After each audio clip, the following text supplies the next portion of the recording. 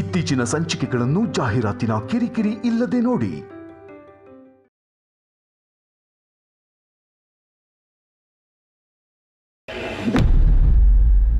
Congrats ma'am, ಜನನಿ ಅವರು ತಾಯಿ ಆಗ್ತಿದ್ದಾರೆ.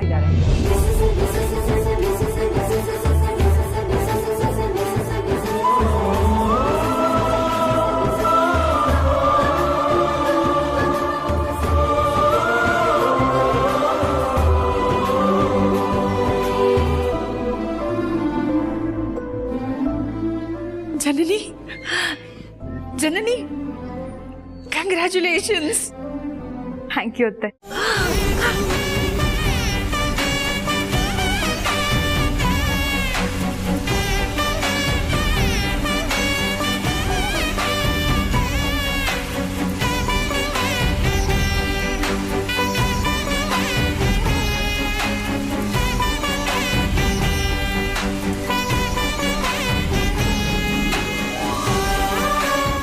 ಎಂಥ ಗುಡ್ ನ್ಯೂಸ್ ಕೊಟ್ಬಿಟ್ಟಿಯಮ್ಮ. ಕೆಲವು ಸಲ ಇಂಥ ಸಂಭ್ರಮನ ಇನ್ಯಾರಿಂದನೋ ನಿರೀಕ್ಷೆ ಮಾಡಿರ್ತೀವಿ, ಆದರೆ ಅಂಥವರಿಂದ ಸಿಗೋದು ಅನಿರೀಕ್ಷಿತವಾದ ನೋವು.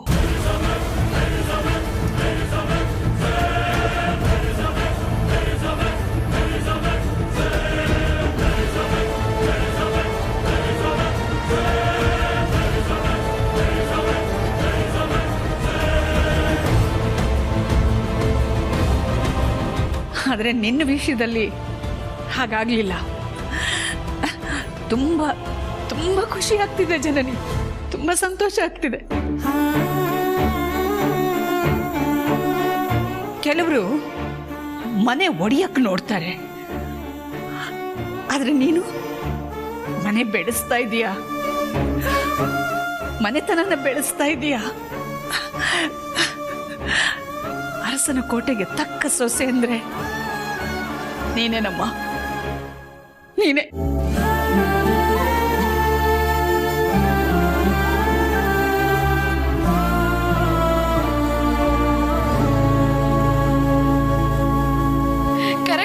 ಕರೆಕ್ಟಾಗಿ ಹೇಳಿದ್ರಿ ಅಕ್ಕ.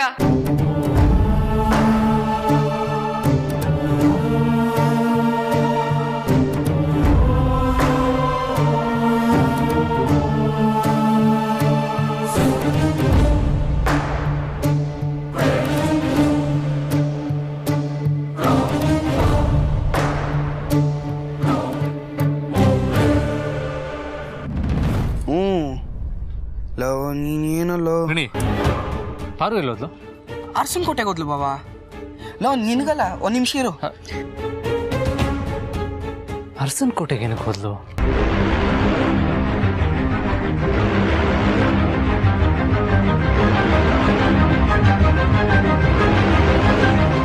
ಡಾಕ್ಟರ್, ಈ ಸಿಹಿ ಸುದ್ದಿನ ಕೊಟ್ಟಿದ್ದು ನೀವಲ್ವಾ? ಮೊದಲು ನೀವೇ ಸಿಹಿ ತಿನ್ನಿ. ಜನನಿ ಅಕ್ಕ, ನೀವೇ ತಿನ್ಸಿ.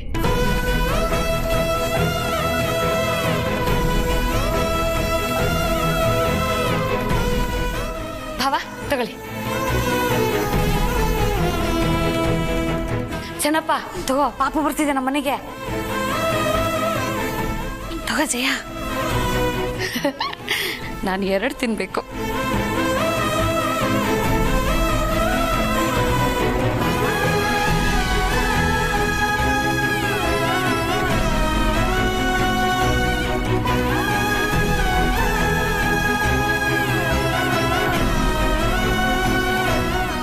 ಡಾಕ್ಟರ್, ಇನ್ನು ಮುಂದೆ ನಮ್ಮ ಜನನಿಯ ಸಂಪೂರ್ಣ ಜವಾಬ್ದಾರಿ ನಿಮ್ಮದು.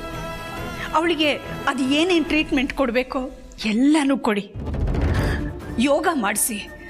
ಅವಳಿಗೆ ಸಿ ಸೆಕ್ಷನ್ ಆಗೋದು ಬೇಡ, ನ್ಯಾಚುರಲ್ ಡೆಲಿವರಿನೇ ಆಗಬೇಕು. ನಮ್ಮ ಜನನಿಗೆ ಯಾವ ರೀತಿ ಕಷ್ಟನೂ ಆಗಬಾರ್ದು. ದುಡ್ಡು ಎಷ್ಟು ಬೇಕಾದರೂ ಖರ್ಚಾಗಲಿ, ನಮ್ಮ ವಂಶದ ಕುಡಿಗೋಸ್ಕರ ನಾನು ಏನು ಬೇಕಾದರೂ ಮಾಡ್ತೀನಿ.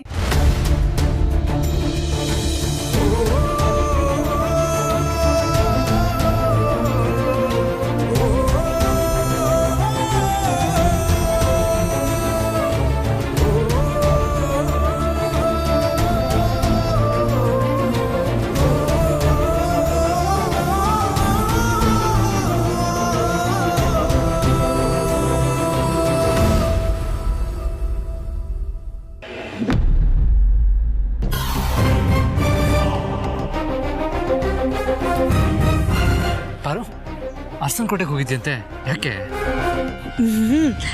ಮನೆಗೆ ಬನ್ನಿ ಹೇಳ್ತೀನಿ. ಪಾರು, ಯಾಕೆ ಕಣ್ಣಲ್ಲಿ ನೀರು? ಯಾರಾದ್ರೂ ಬೈದ್ರ? ಅಯ್ಯೋ ಹಾಗೆಲ್ಲ ಏನಿಲ್ಲ ಯಜಮಾನ್ರೆ. ನೀವು ಖುಷಿ ಪಡೋ ವಿಷಯ. ಖುಷಿ ಪಡೋ ವಿಷಯನಾ? ಏನದು? ಬನ್ನಿ ಹೇಳ್ತೀನಿ.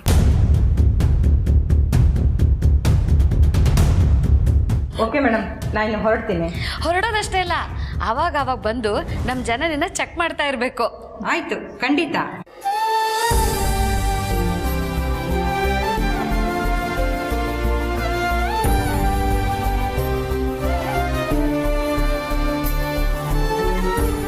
ಈಗೊಂದು ಅರ್ಧ ಗಂಟೆ ಮುಂಚೆ ಈ ಸುದ್ದಿ ಗೊತ್ತಾಗ್ಬಿಟ್ಟಿದ್ರೆ ಪ್ರೀತುನ ಹೋಗಕ್ಕೆ ಬಿಡ್ತಾ ಇರ್ಲಿಲ್ಲ, ಕಳಿಸ್ತಾನೆ ಇರ್ಲಿಲ್ಲ. ಜಯ, ಫೋನ್ ಕೊಡು.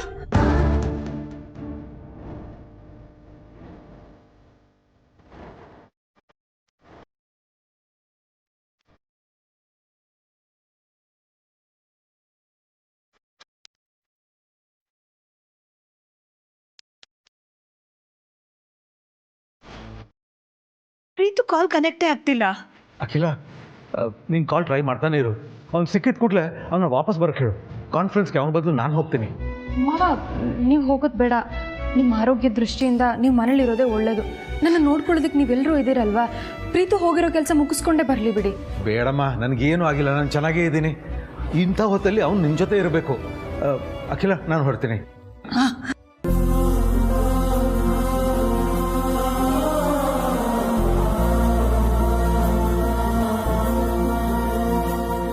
ಕಾಲ್ ಕನೆಕ್ಟ್ ಆಗ್ತಿಲ್ಲ.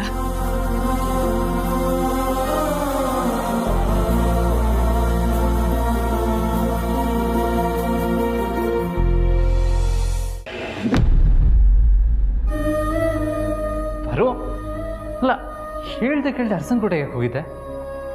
ಅದು ಅಲ್ಲದೆ ಏನೋ ಖುಷಿ ವಿಷಯ ಹೇಳ್ತೀನಿ ಅಂತಂದೆ. ಏನು ವಿಷಯ? ಪಾರು, ದೊಡ್ಡ ಯಜಮಾನ್ರೆ, ಒಂದು ಖುಷಿ ವಿಷಯ ಗೊತ್ತಾಯ್ತು. ಏ ಪಾರು, ನಿನಗೆ ವಿಷಯ ಗೊತ್ತಿದ್ರು ನಮ್ಮಿಂದ ಮುಚ್ಚಿಟ್ಟಿದೀಯಾ?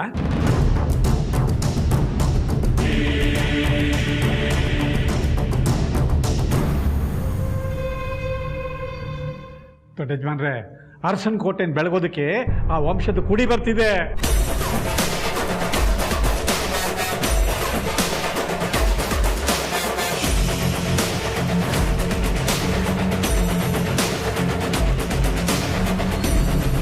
ಸಾರ್ಥಿ, ಏನು ಹೇಳ್ತಾ ಇದ್ದೀರಾ? ಹೌದು ದೊಡ್ಡ ಯಜಮಾನ್ರೆ, ಜನನಿ ತಾಯಿ ಆಗ್ತಿದ್ದಾಳಂತೆ.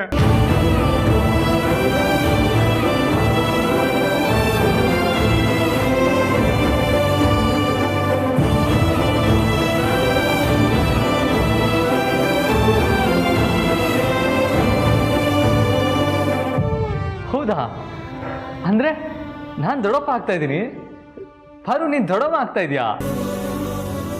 ಹೌದು ಯಜಮಾನ್ರೆ, ನಾನು ಕೂಡ ಇದೇ ಖುಷಿ ವಿಷಯನ ಹೇಳೋಣ ಅಂತ ಇದ್ದಿದ್ದು. ಹೌದಾ? ಅಂದರೆ ನಮ್ಮ ಪ್ರೀತು ಅಪ್ಪ ಆಗ್ತಾ ಇದ್ದಾನೆ. ಕಂಗ್ರ್ಯಾಚುಲೇಷನ್ಸ್ ಪ್ರೀತು. ಈ ಮದುವೆ, ಲವ್ ಎಲ್ಲ ವಿಷಯದಲ್ಲೂ ಅವನೇ ಫಸ್ಟ್ ಇದ್ದ, ಇವಾಗ ಅಪ್ಪ ಆಗೋದ್ರಲ್ಲೂ ಕೂಡ. ಸಾರ್ಥಿ, ನಾನು ಇವಾಗಲೇ ಹೋಗಿ ಸ್ವೀಟ್ಸ್ ತೊಗೊಂಬರ್ತೀನಿ, ಎಲ್ಲ ಸ್ಟಾಫ್ಸ್ಗೂ ಹಂಚ್ಬಿಡೋಣ. ಅಯ್ಯೋ, ನೀವ್ಯಾಕೆ ಹೋಗ್ತೀನಿ ದೊಡ್ಡ ಯಜಮಾನ್ರೆ? ನಾನು ಹೋಗ್ತೀನಿ. ಅಪ್ಪ ನಾನು ಬರ್ತೀನಿ. ಎಲ್ಲಿಗೋ? ಸ್ವೀಟ್ ತರೋದಕ್ಕೆ. ಅಲ್ಲಿ ಬಂದು ಅದು ಬೇಕು ಇದು ಬೇಕು ಗೇರಕ್ಕದಕ್ಕ? ಪ್ಲೀಸ್ ಅಪ್ಪ. ಆಯ್ತು ನೋಡಿ.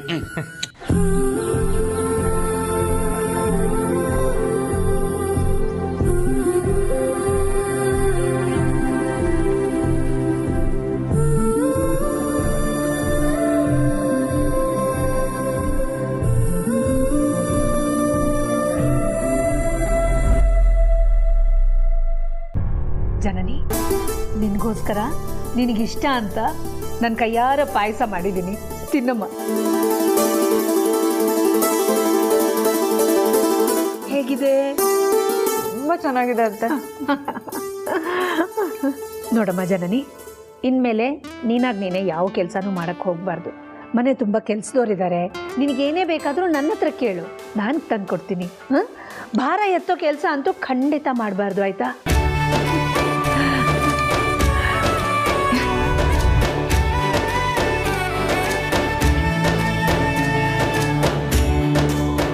ಹೇಗಿದ್ರು ರಘು ಏರ್ಪೋರ್ಟ್ಗೆ ಹೋಗಿದಾರಲ್ಲ, ಖಂಡಿತ ಪ್ರೀತುನ ವಾಪಸ್ ಕಳಿಸ್ತಾರೆ. ಅದು ಮಾವನ್ನ ಕಳಿಸ್ಬಾರ್ದಾಗಿತ್ತು ಅನ್ಸುತ್ತೆ ಅತ್ತೆ. ಪರವಾಗಿಲ್ಲಮ್ಮ, ಇಂಥ ಸಮಯದಲ್ಲಿ ಪ್ರೀತು ನಿನ್ನ ಜೊತೆ ಇರಬೇಕು, ಅದೇ ಸರಿ.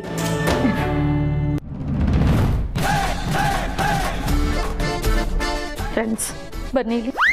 ಅಲ್ಲ ಫ್ರೆಂಡ್ಸ್, ಈ ಮನೇಲಿ ನನಗೆ ಯಾಕೆ ಅನ್ಯಾಯ ಆಗ್ತಾ ಇದೆ ಅಂತ.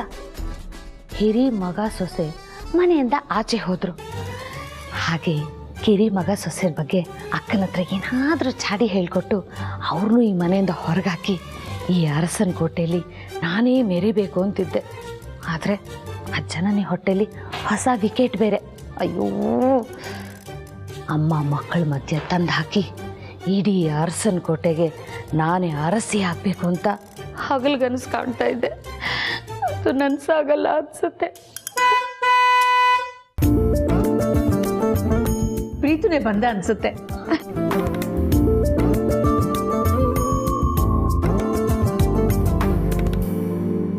Car sound. ಏರ್ಪೋರ್ಟ್ಗೆ ಹೋಗಿದ್ದು ಭಾವ ವಾಪಸ್ ಬಂದ್ರ, ಅಥವಾ ಹೆಂಡತಿ ಬಸ್ರಿ ಅಂತ ಕೇಳಿ ಪ್ರೀತುನೇ ವಾಪಸ್ ಬಂದ.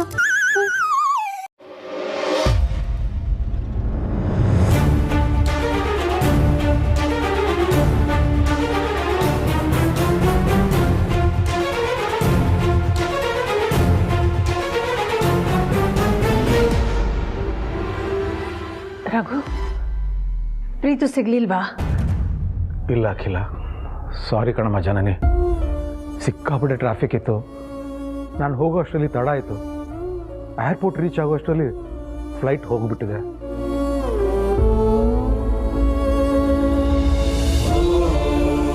ನಾನು ಪದೇ ಪದೇ ಫೋನ್ ಮಾಡಿದೆ ಪ್ರೀತುಗೆ, ನೀನು ಹೋಗೋದು ಬೇಡ ಅಂತ ಹೇಳೋಕ್ಕೆ. ಆದರೆ ಒಂದು ಕಾಲ್ ರೀಚ್ ಆಗ್ತಿರಲಿಲ್ಲ.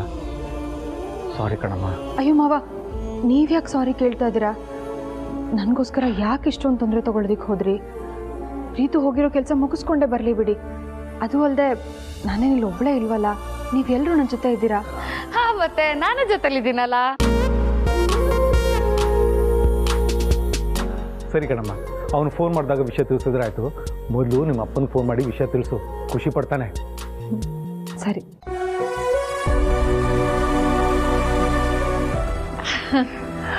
ಜನನಿ, ಬಾಬಾ ರೆಸ್ಟ್ ಮಾಡು. ಬನ್ನಿ ರಘು.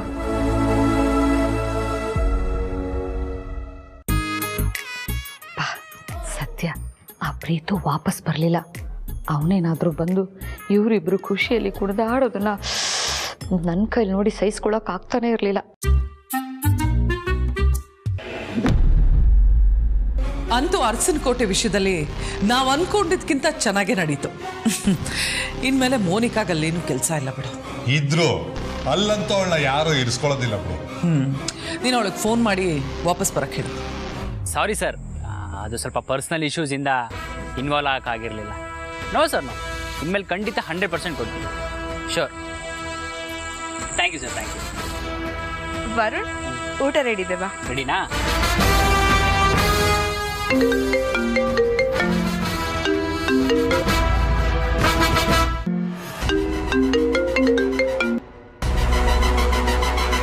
ನನ್ನ ಕಾಲೇ ಕಟ್ ಮಾಡ್ತೀವಳ?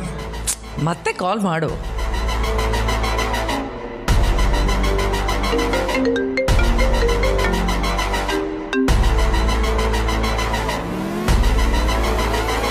ಹಲೋ, ರಾಣ.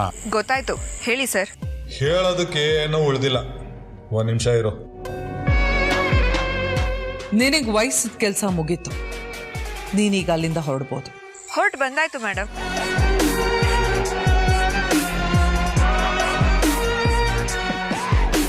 ಹೌದಾ?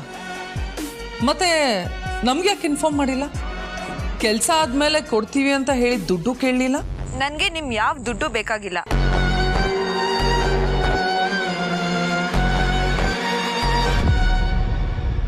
ಯಾಕೆ? ನಿಮ್ ಸಹವಾಸನೇ ಸಾಕು. ನಿಮ್ಗೊಂದು ದೊಡ್ಡ ನಮಸ್ಕಾರ.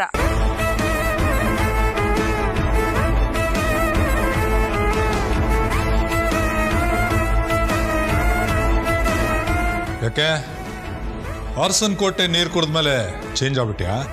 ಹಾಗೆ ಅನ್ಕೊಳ್ಳಿ. ಎಲ್ಲಿದೆಯಾ ಈಗ? ನನ್ನ ಗಂಡನ ಜೊತೆ ನಮ್ಮ ಮನೇಲಿದ್ದೀನಿ.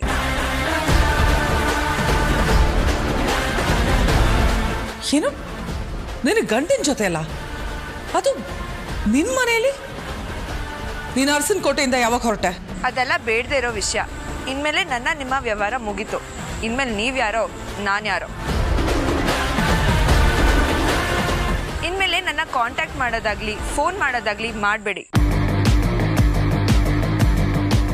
ಹಾಗೆ ಇನ್ನೊಂದು ವಿಷಯ, ನಾನು ಇಷ್ಟು ದಿನ ನಿಮ್ಮ ಜೊತೆ ಇದ್ದದಕ್ಕೆ ಒಂದು ವಿಷಯ ಹೇಳ್ತೀನಿ, ಕರೆಕ್ಟಾಗಿ ಕೇಳಿಸ್ಕೊಳ್ಳಿ. ಇನ್ಯಾವುದೇ ಕಾರಣಕ್ಕೂ ಅರಸನಕೋಟೆ ಅವ್ರ ಸಹವಾಸಕ್ಕೆ ಹೋಗಬೇಡಿ.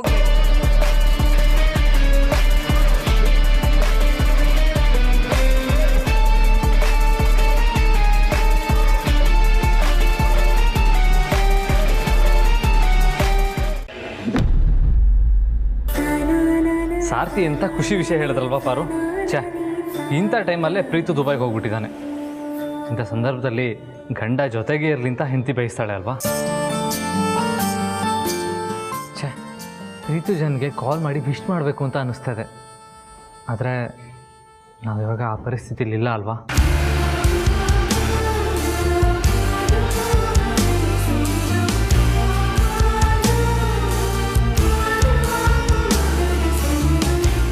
ಪಾರು, ಯಾಕೆ ಬೇಜಾರಲ್ಲಿದೆಯಾ? ಓ, ಜನನಿ ತಾಯಿ ಆಗ್ತಾ ಇದ್ದಾಳೆ, ನೀನಿನ್ನೂ ಆಗಿಲ್ಲ ಅಂತನಾ?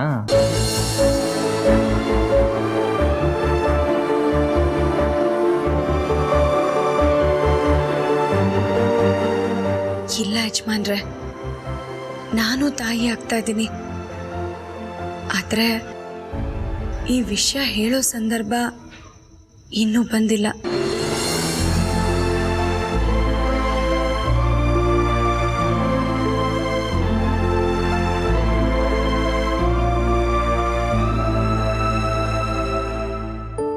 ಯಾರು ಅರಸನಕೋಟೆಯಿಂದ ಬರುವಾಗ ನಿನ್ನ ಕಣ್ಣಲ್ಲಿ ನೀರು ಯಾಕಿತ್ತು? ಸಂತೋಷಕ್ಕೆ ಯಜಮಾನ್ರೆ. ನಿಜನಾ?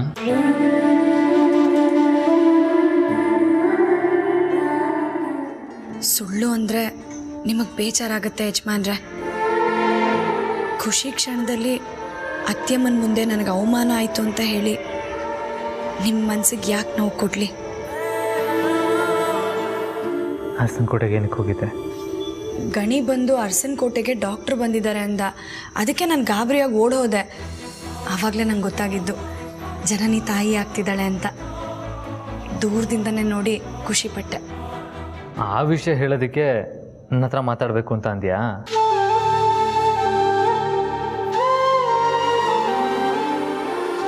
ಪಾರು, ನಿನಗೆ ಕೆಲಸನೇ ಸಿಗ್ತಿಲ್ವಲ್ಲ ಅಂತ ತುಂಬ ಬೇಜಾರಾಗೋಗಿತ್ತು. ಆದರೆ ಜನನಿ ತಾಯಿ ಆಗ್ತಾ ಇದ್ದಾಳೆ ಅಂತ ಕೇಳಿ ನನಗೆ ಎಷ್ಟು ಖುಷಿ ಆಗ್ತಾ ಇದೆ ಗೊತ್ತಾ? ನಿಮ್ಮ ತಮ್ಮ ತಂದೆ ಆಗ್ತಿರೋದನ್ನ ಕೇಳೇ ಇಷ್ಟು ಖುಷಿ ಪಡ್ತಿದ್ದೀರಲ್ಲ.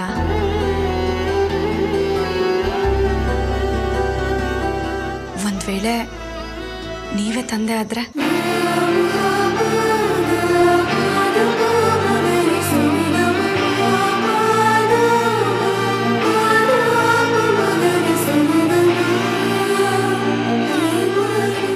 ಯಾಕೆ ಯಜಮಾನ್ರೆ ಕಣ್ಣೀರು?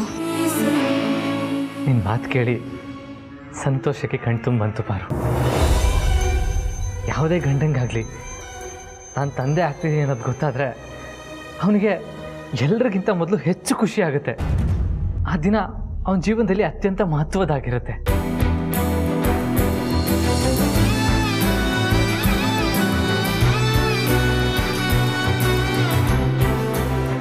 ನಿಮಗೆ ಕೆಲಸ ಇಲ್ಲದೆ ಇರೋ ಸಂದರ್ಭದಲ್ಲಿ ಮಕ್ಕಳಾದರೆ ತೊಂದರೆ ಆಗಲ್ವಾ ಯಜಮಾನ್ರೆ? ಖಂಡಿತ ಆಗಲ್ಲ ಪಾರು. ಮಕ್ಕಳನ್ನ ದೇವ್ರ ಸಮಾನ ಅಂತ ಹೇಳ್ತಾರೆ. ಆ ದೇವರು ನಾವು ಕಳ್ಕೊಂಡಿರೋರನ್ನ ಮಕ್ಕಳ ರೂಪದಲ್ಲಿ ಕೊಡ್ತಾರಂತೆ. ನಾವು ಕಳ್ಕೊಂಡಿರೋರು ನಮಗೆ ಮಕ್ಕಳಾಗ್ತಾರೆ ಅಂದರೆ ಅದು ಕಷ್ಟಪಡೋ ವಿಷಯ ಅಲ್ಲ ಪಾರು, ಖುಷಿ ಪಡೋ ವಿಷಯ. ಎಂಥ ಬಡವನೇ ಆದರೂ ತನ್ನ ಯೋಗ್ಯತೆಗಿಂತ ಮೀರಿ ಅವನ ಮಗನ ನೋಡ್ಕೋತಾನೆ. ಆ ಸಾಲಿಗೆ ನಾನು ಸೇರ್ತೀನಿ ಪಾರು. ಈಗ ಕಷ್ಟ ಇರ್ಬೋದು, ನನಗೆ ಕೆಲಸ ಇಲ್ಲದೆ ಇರ್ಬೋದು, ಆದರೆ ಜೀವನ ಪೂರ್ತಿ ನಾನು ಕೆಲಸ ಮಾಡದೇ ಇರ್ತೀನಾ? ಯಾರಿಗೆ ಗೊತ್ತು, ನಮ್ಮ ಹುಟ್ಟೋ ಮಗುವಿಂದ ನಮ್ಮ ಹಣೆ ಬರ ಬದಲಾಗಬಹುದಲ್ವಾ? ಬಾ.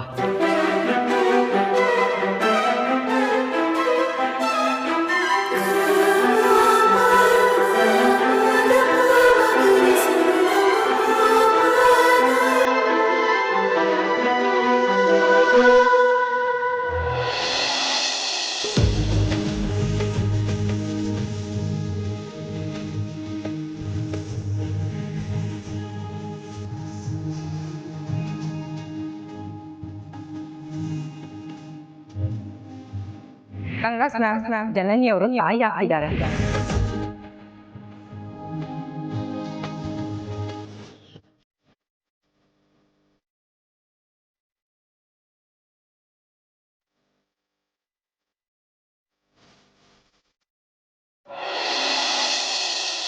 ಇಲ್ಲ ಯಜಮಾನ್ರೆ, ಇನ್ನೊಂದು ಕೈ ತಡೆಯೋಕ್ಕಾಗಲ್ಲ.